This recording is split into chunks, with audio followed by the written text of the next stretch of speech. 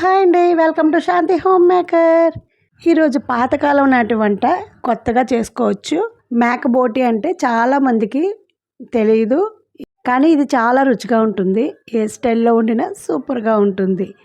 ఇప్పుడు దీన్ని ఎలా ఫ్రై చేసుకోవాలో చూసేద్దాం. Let's start video.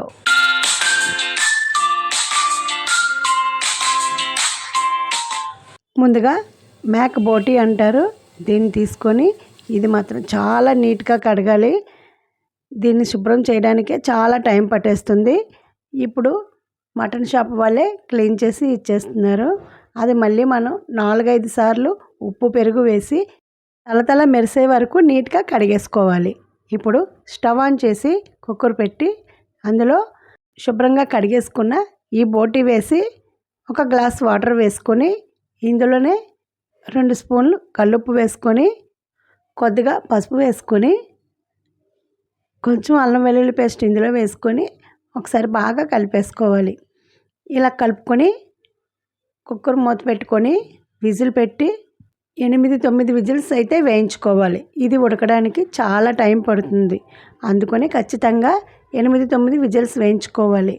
ఇప్పుడు స్టవ్ ఆన్ చేసుకొని స్టవ్ మీద బాండిల్ పెట్టి ఇందులో 4-5 స్పూన్లు ఆయిల్ వేసుకొని, ఆయిల్ హీట్ ఎక్కిన తర్వాత 3 ఉల్లిపాయలు చిన్న ముక్కలుగా కట్ చేసుకొని వేసుకోవాలి. 2 పచ్చిమిరపకాయలు నిలువుగా కట్ చేసుకొని వేసుకొని ఒకసారి బాగా కలిపేసుకొని, ఇందులోనే 1 ఫుల్ స్పూన్ అల్లం వెల్లుల్లి పేస్ట్ వేసుకొని ఇది కూడా పచ్చివాసన పోయేంత వరకు కలుపుకోవాలి. ఇలా కలుపుకున్న తర్వాత స్టవ్ మీడియం ఫ్లేమ్లో పెట్టుకొని మూత పెట్టి 5 నిమిషాలు ఉల్లిపాయ ముక్కలు ఎర్రగా వచ్చేంత వరకు మగ్గనిచ్చుకోవాలి. ఇప్పుడు కుక్కర్ ప్రెషర్ పోయిన తర్వాత మూత తీసుకొని బోటి ఇలా ప్రెస్ చేస్తే నలిగేంత మెత్తగా ఉడికింది.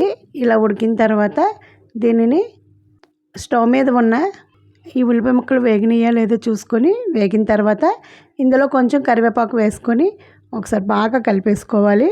ఈ ఫ్రైకి తాజా కరివేపాకు వేసుకుంటే బాగుంటుంది. ఇలా వీడియోలో చూపిస్తున్నట్లు లైట్ బ్రౌన్ కలర్ వచ్చేంత వరకు ఉల్లిపాయలు ఫ్రై చేసుకోవాలి. ఇలా వేగిన తర్వాత ముందుగా ఉడికించుకున్న ఈ బోటిని వాటర్తో సహా ఇందులో వేసేసి స్టవ్ మీడియం ఫ్లేమ్లో పెట్టుకొని బాగా కలుపుకొని, ఇప్పుడు మూత పెట్టుకొని 10 నిమిషాలు సిమ్లో ఉడికించుకోవాలి. 10 నిమిషాల తర్వాత మూత తీసుకొని వాటర్ అంతా ఎగిరిపోయి కూర దగ్గర పడిన తర్వాత 2 స్పూన్లు కారం వేసుకొని, 1/2 స్పూన్ గరం మసాలా వేసుకోవాలి. వేసుకొని ఇదంతా బాగా కలుపుకొని ఈ కారం ఫ్లేవర్ మసాలా ఫ్లేవర్ పట్టే వరకు 5 నిమిషాలు మంటను మీడియం ఫ్లేమ్లో పెట్టుకొని ఫ్రై చేసుకుంటూ ఉండాలి. ఇది వండక ముందు చాలా నీచు వాసన వస్తుంది, అందుకే చాలామంది దీన్ని ఇష్టపడరు. ఉప్పు పెరుగు నిమ్మకాయ వేసి తెల్లగా కడిగేసుకుంటే మాత్రం కూర చేసుకుంటే చాలా రుచిగా ఉంటుంది. దించే ముందు కొద్దిగా కొత్తిమీర చల్లుకొని ఒకసారి బాగా కలిపేసుకొని స్టవ్ ఆఫ్ చేసుకుంటే బోటి ఫ్రై రెడీ. ఈ బోటి ఫ్రై చాలా టేస్టీగా ఉంటుంది. ఇప్పుడు దీనిని ఒక గిన్నెలోకి సర్వ్ చేసుకోవడమే. మార్కెట్లో ఎలాగే దీన్ని క్లీన్ చేసి అమ్ముతున్నారు కాబట్టి మటన్ కన్నా చికెన్ కన్నా కూడా ఈ బోటి ఫ్రై చేయడం చాలా ఈజీ. గుమగుమలాడే వాసనతో అదిరిపోయే రుచితో ఈ బోటి ఫ్రై రెడీ అయింది. ఒకసారి ట్రై చేసి ఎలా వచ్చిందో కామెంట్ సెక్షన్లో తెలియచేయడం మర్చిపోవద్దు.